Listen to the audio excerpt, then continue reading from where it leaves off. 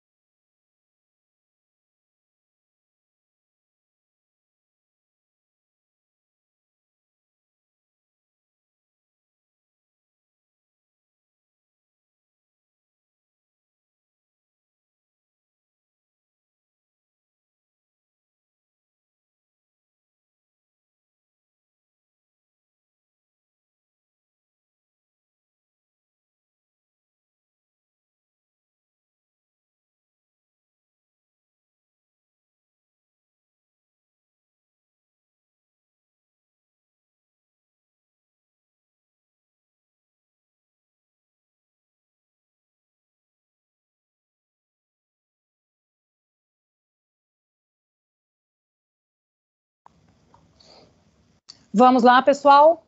Luiz já está aqui com a gente. Luiz Morra, ClearSale, muito bem-vindo. Nós vamos dar continuidade à nossa programação Masterclass, em parceria aí com o pessoal da E-Commerce Brasil. Satisfação para nós ter todos vocês aqui na nossa sala virtual. Eu vou falar bem pouquinho para não comprometer o horário do nosso palestrante. Bom conteúdo a todos. Luiz, a sala é com você, fica à vontade aí para se apresentar e dar sequência aí na tua apresentação. Bem-vindo. Obrigado, Miriam, muito obrigado. Boa tarde a todos, eu sou da ClearSale, da área comercial da ClearSale, e agradeço o pessoal da AB Casa pelo convite, também o pessoal do E-Commerce Brasil, né, parceria antiga nossa, estamos sempre juntos aí nos eventos. É uma honra para mim estar aqui com vocês hoje e poder representar a Clear e compartilhar com vocês algum conteúdo, tanto informações sobre a Clear, né, um pouquinho da história da Clear, o que a gente faz, mas principalmente em relação ao segmento específico que a gente está tratando aqui, uma visão sobre a Black Friday, alguns números aí do ano, temos algumas coisas bem interessantes para compartilhar com vocês. Eu vou entrar com a minha tela aqui e aí a gente já inicia o conteúdo.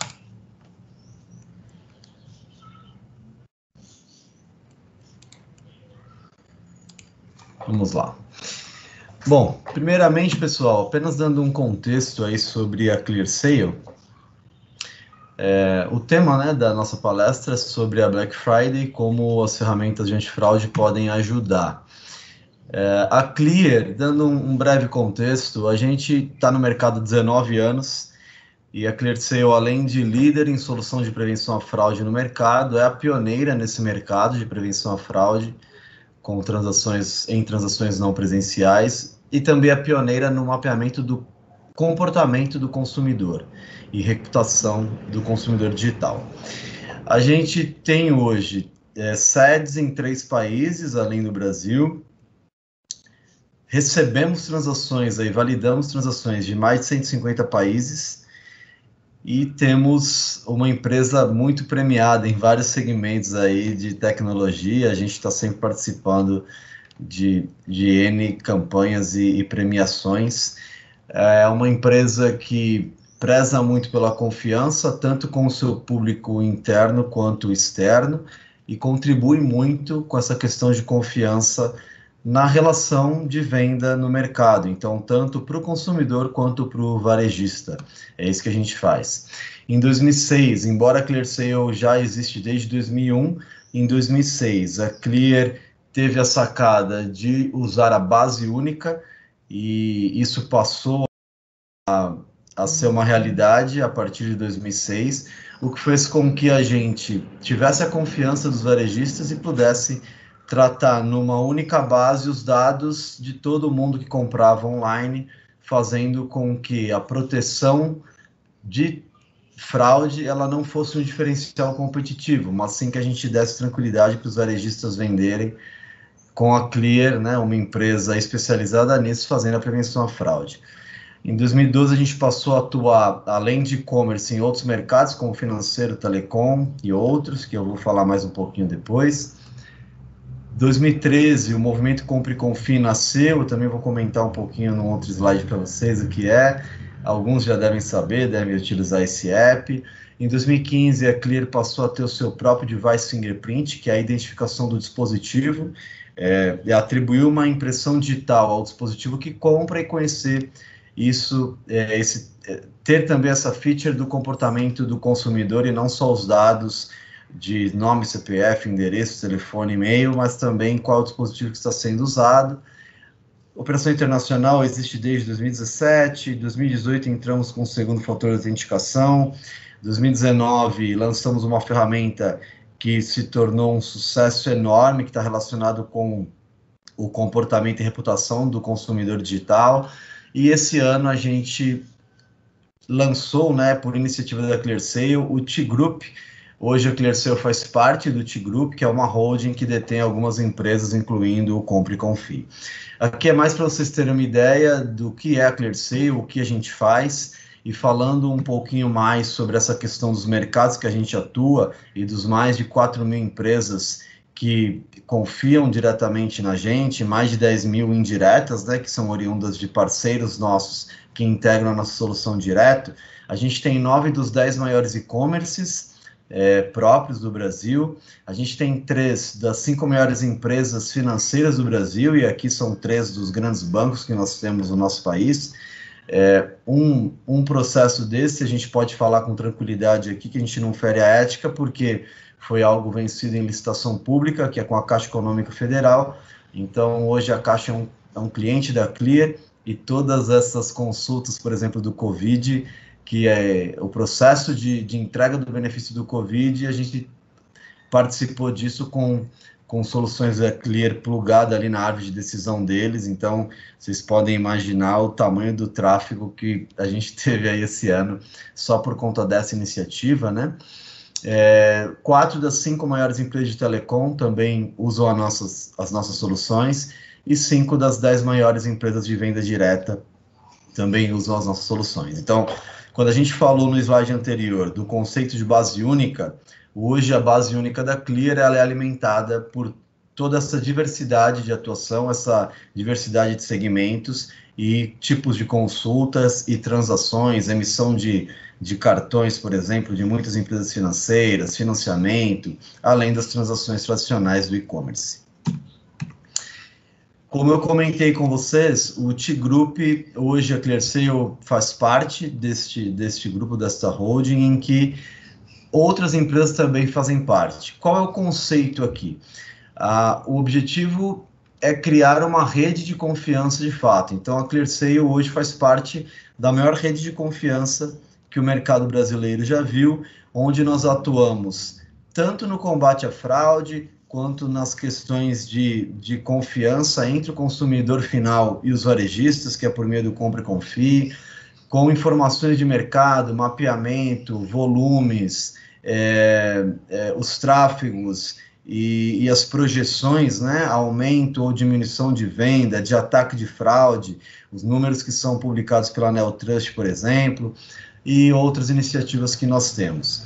Aqui, estes números que vocês estão vendo na tela, eles são referentes a 2019, os números de 2020, por razões óbvias, ainda não foram consolidados, né? O ano ainda não acabou, mas certamente vão ser muito maiores, né? O que aconteceu esse ano no e-commerce por conta da pandemia foi algo que alavancou muito, fez acelerar muito, não só as vendas de muitos segmentos, mas também fez com que tudo evoluísse e avançasse muito. Então, os 75 bilhões de transações do ano passado já foram em muito superada, mesmo antes de estarmos na Black Friday, mas esse já é um número muito expressivo.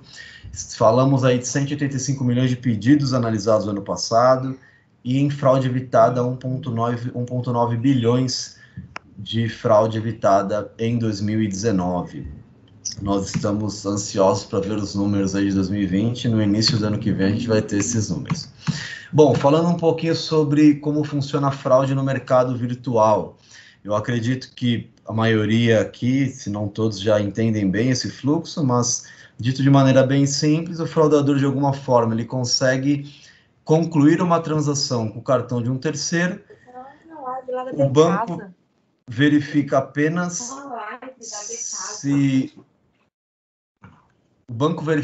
se o cartão existe, se tem saldo, né? O banco não faz nenhum tipo de verificação preventiva, a transação é aprovada, o fraudador recebe este produto e depois o dono do cartão declina, ele faz o que nós chamamos de chargeback, ele estorna lá com a sua operadora e o prejuízo fica com o lojista.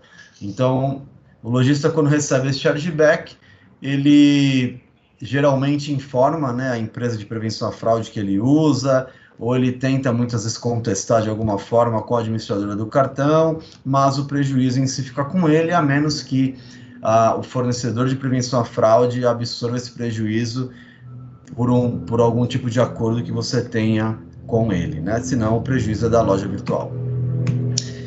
Nós entendemos que os prejuízos eles vão além do prejuízo financeiro do item que foi fraudado, mas, por exemplo, se o seu estabelecimento ele tiver um índice muito alto de chargeback, você pode até ser descredenciado, é o desligamento da maquineta que falamos aqui no mundo online, é apenas o descredenciamento porque os índices de fraude ficaram acima do que os adquirentes aceitam. Então, além do prejuízo financeiro, você pode ter outros tipos de prejuízo e até multa, né? A multa, nós já vimos aí empresas que tomaram multa acima de $20 por chargeback. Então, as multas podem chegar a valores altíssimos realmente.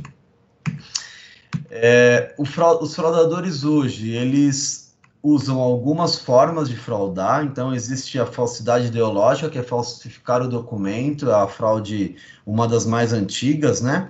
Mas a questão de marketing ativo aqui a gente fala coletar por telefone, mas existem várias formas hoje dos fraudadores coletarem dados por telefone ou por WhatsApp, ou enfim, eles estão cada vez mais criativos e conseguem pegar os dados do consumidor, os dados da pessoa verdadeira e usar isso para fraudar. E uma das táticas mais famosas é o phishing. O phishing ocorre por e-mail, com ofertas super atrativas, e a pessoa, quando clica, ela é direcionada a uma página que muito se parece com de grandes varejistas, e aí ela acha que está no ambiente do grande varejista e coloca os dados ali, até login e senha dela mesmo, e o fraudador, obtendo isso, ele consegue entrar nos logins e senhas e fazer estrago. Ou você recebe um SMS com um link para você clicar e fazer qualquer coisa que seja do seu interesse e também alimenta ali com alguns dados seus. Enfim, o phishing também ele é cada vez mais criativo e o objetivo é sempre coletar dados para usar isso e fraudar de alguma forma. Os fraudadores são motivados quase sempre, tá? Por essas três coisas, podem ter outras, mas é o que a gente entende, que eles são motivados por conhecimento, oportunidade e caráter, obviamente.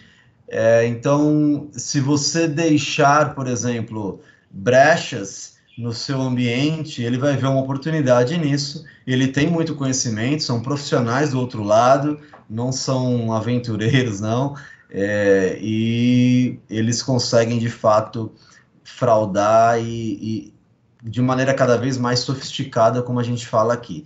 Nós temos vários mapeamentos em que a gente vê os fraudadores se comunicando, trocando dados, trocando cases de sucesso, né? Falando, eu estou conseguindo fraudar em tal lugar dessa forma. Então, existe toda uma rede qualificada para fazer fraude, e a gente precisa estar apto do outro lado, né? Prevenindo fraude também com bastante excelência para conseguir conter esses ataques. Tipos de fraude que nós temos mapeadas hoje no mercado: a fraude limpa, o fraudador, por meio do phishing que nós comentamos nas páginas anteriores, ele consegue obter os seus dados positivos e ele entra e faz uma fraude limpa, geralmente tentando ou fraudar itens em que não precisa ter entrega física, algo que é entregue online, ingresso ou qualquer outra coisa, ou uma vez que ele invade a sua conta, ele tenta alterar algum dado como endereço, e se ele conseguir, como ele está num ambiente logado, pode ser que o sistema seja mais vulnerável e aí ocorre a fraude limpa. A fraude efetiva, que é de fato quando o fraudador, mesmo usando dados de terceiros, máquina própria e etc., ele consegue encontrar um jeito de fraudar.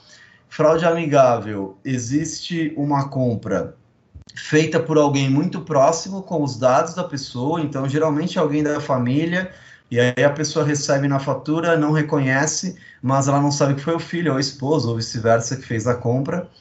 Autofraude é de fato a pessoa com má índole, má intencionada, que ela compra e depois liga no operador do cartão e afirma não ter comprado. E também já temos mapeado fraude logística, né, que tem a contribuição de algum operador logístico. Então, são tipos de fraude que nós estamos habituados a ver. Bom, agora a gente chegou aqui no ponto em que a gente entra, de fato, no segmento de casa e decoração. Então, nós estamos trazendo aqui informações sobre tentativas de fraude de 2020, pegando aí de janeiro a outubro, e aqui nesse primeiro slide o percentual se refere à quantidade de pedidos. Então, perceba aí que celulares, né, estão sempre no topo da lista de tentativa de fraude, dada a alta liquidez, ser algo compacto e fácil de ser repassado, assim como eletrônicos, e o home center, onde entra aqui o casa e decoração, a gente vê que tem uma participação pequena em relação a outros segmentos. Isso é algo bom para vocês, né?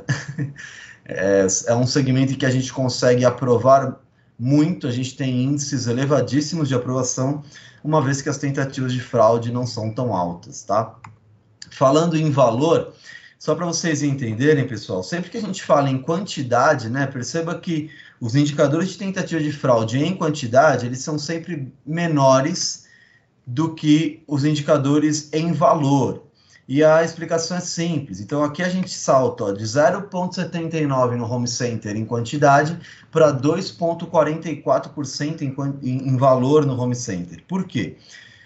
O ticket médio da tentativa de fraude, ele é muito maior do ticket médio do bom comprador. Porque quando o fraudador tenta fazer a compra, ele não está preocupado com o valor, ele quer fazer a fraude com o maior valor possível, afinal, ele vai tentar fazer dinheiro com aquilo. Então, isso se aplica em todos os segmentos. Perceba que em todos os segmentos, a gente tem um salto grande aí do indicador de quantidade para o indicador de valor.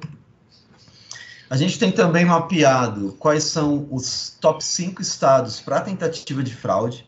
Então, nós costumamos falar que a parte leste e norte do Brasil, eles são sempre os mais atacados, assim como quanto mais a gente vem vindo para o sul do Brasil, diminui, né, as tentativas de fraude. O estado hoje que tem menos tentativa é o Rio Grande do Sul, e o que tem, um dos que tem mais, a gente vê aqui, é o Tocantins, né? Uma informação bem interessante aqui para o segmento de vocês que a gente percebeu esse ano. Comparando 2019 com 2020, e aí a gente isolou aqui os mesmos períodos, tá?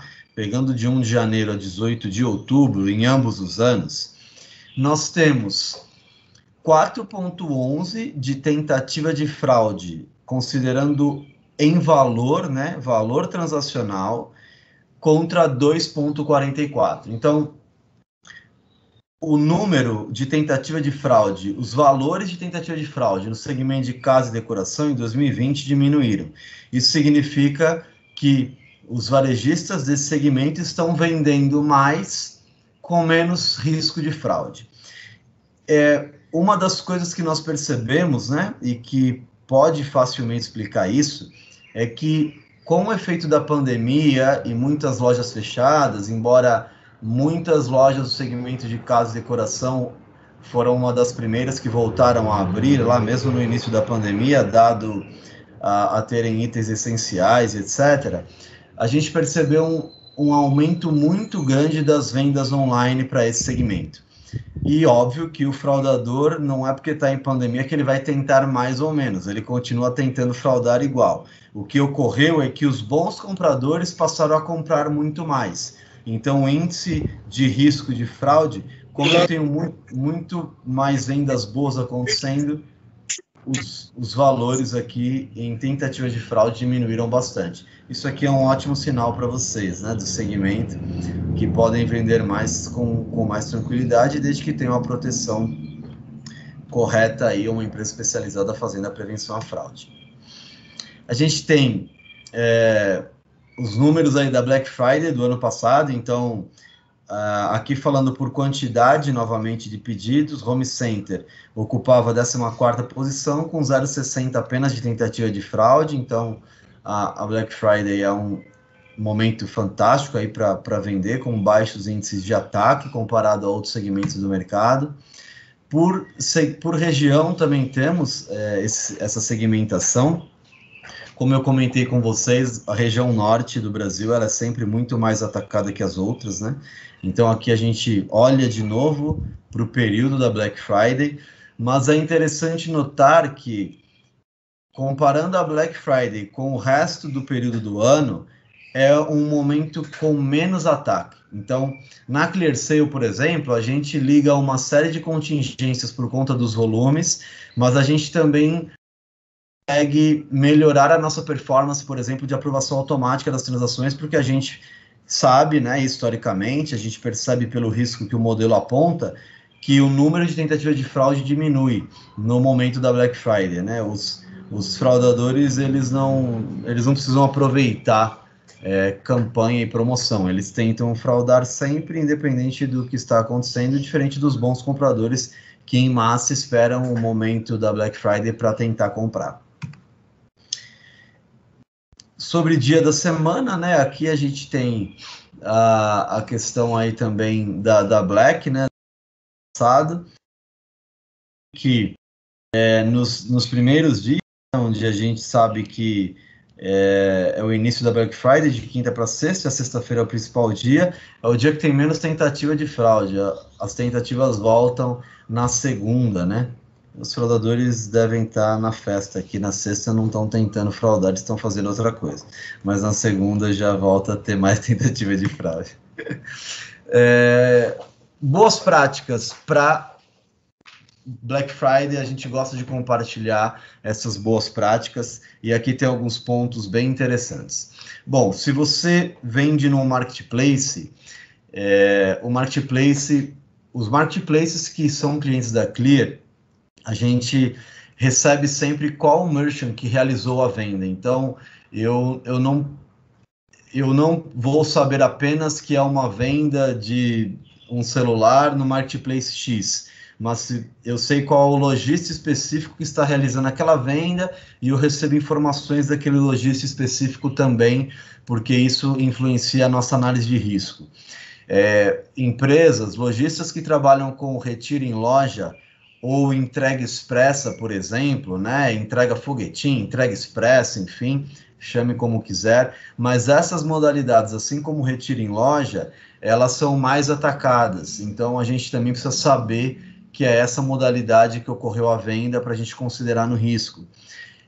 Nós sempre aconselhamos a nunca permitir que a compra, após ter sido realizada, ela seja convertida num vale e que o vale possa ser utilizado com informações alteradas, porque, por exemplo, vamos mudar o endereço, vou mudar alguma outra informação quando for usar o vale, porque o fraudador ele mapeia esse comportamento e ele acha ali uma vulnerabilidade, ele consegue também fraudar. Senhas fortes, né? O que todo mundo sabe, requerer do consumidor um cadastro de uma senha forte, não simplificada, dificultando para o fraudador obter esse acesso no que nós chamamos de fraude limpa, que é entrar com todos os seus dados e com o login e senha seu em uma plataforma. Troca periódica também nessa linha de prevenção da segurança e sempre ter alguém de SI envolvido com expertise para esse tipo de monitoramento. Pode parecer bastante coisa básica, né? Mas são coisas que fazem diferença. A gente tem um mapa da fraude, nós divulgamos todos os anos em parceria com o E-Commerce Brasil. Aqui vocês podem dar uma olhada, né, referente a 2019, se desejarem, é bem interessante. É um estudo detalhado de um pouco do que eu comentei com vocês aqui hoje, das regiões e dos números aí isolando estados e cidades. É isso, pessoal. Eu tentei acelerar um pouquinho para que a gente tivesse tempo para bater papo e eu tirar alguma dúvida, ou se alguém tiver alguma pergunta, desejar explorar especificamente algum ponto que nós passamos, tá? Vou deixar aqui um pouquinho o meu contato na tela, caso alguém tenha alguma dúvida específica, ou queira mais informações, ou desejar falar com a Clear, eu estou à disposição. Luiz, vamos lá. Temos uma pergunta da Patrícia. Deixa eu ver, Patrícia Vanessa. Posso fazer? Por favor.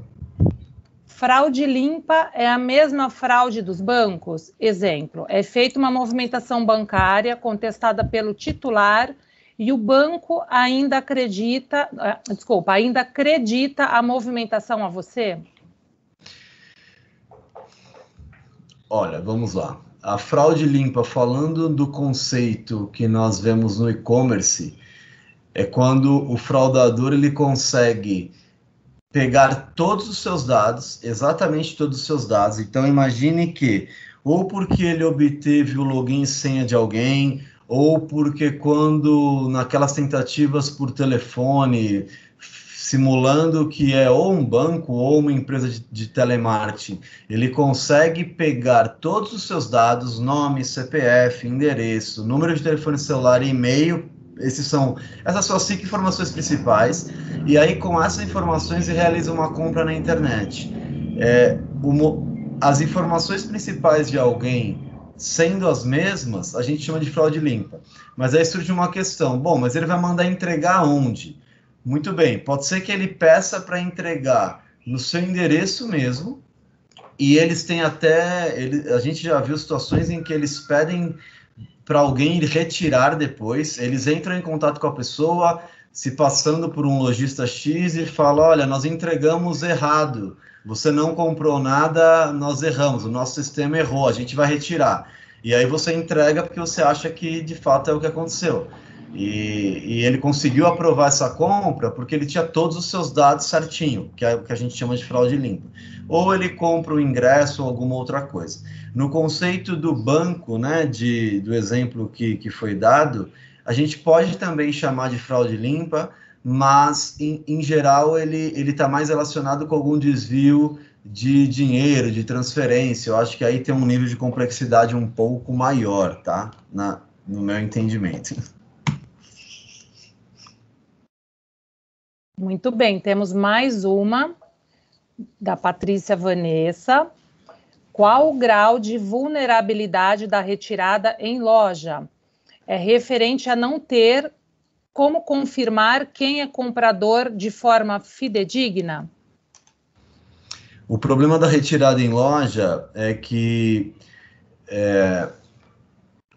como eu não vou entregar no endereço verdadeiro da pessoa, aquela flagzinha retira em loja, ela impede que isso aconteça. O fraudador, mesmo se ele estiver usando todos os dados de alguém, do que a gente fala da fraude limpa, vai demorar muito para a gente entender que isso foi fraude, porque foi lá, retirou na loja, aí só quando chegar o chargeback que a gente vai saber que a fraude aconteceu. Se eu recebo a informação no pedido que é retirada em loja, a gente aumenta o risco dentro do modelo estatístico, e se tiver, por exemplo, o que sempre acontece, tá, pessoal? Valor. O fraudador, ele não tenta fraudar valor pequeno em geral, a menos que ele estiver testando o cartão. Então, pense que o ticket médio da loja é R$500, aí entra uma transação de 1.500.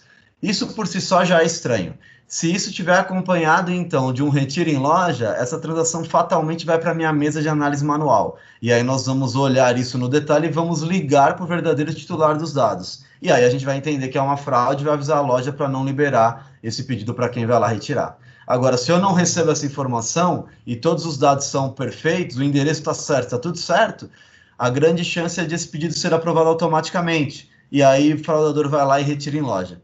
Entende? O problema de eu não saber do retiro em loja? Entendido. Pessoal, fiquem à vontade. O Luiz continua aqui com a gente mais alguns minutinhos. Fiquem à vontade para perguntar.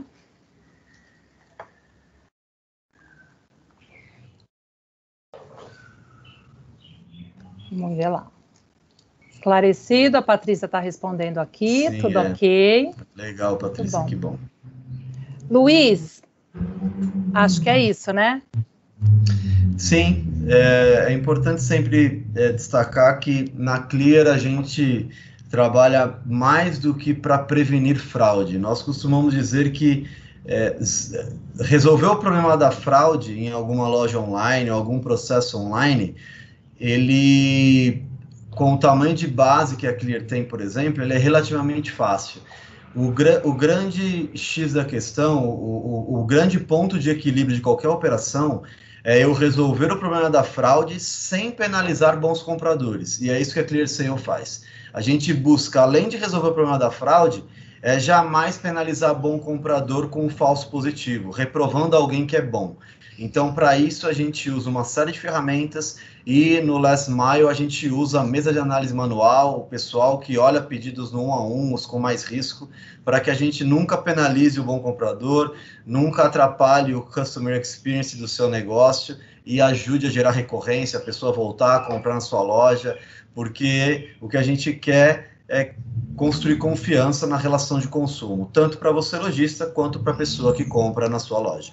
Então, o que precisarem da Clear, estamos à disposição sempre. Foi um prazer, pessoal, estar com vocês aqui. São meia hora rapidinho, né? A gente acaba correndo um pouco, mas espero que tenha agregado alguma informação e desejo a todos aí uma ótima Black Friday e ótimas vendas de final de ano. Obrigado também, Miriam, ao pessoal da Becasa e do E-Commerce Brasil.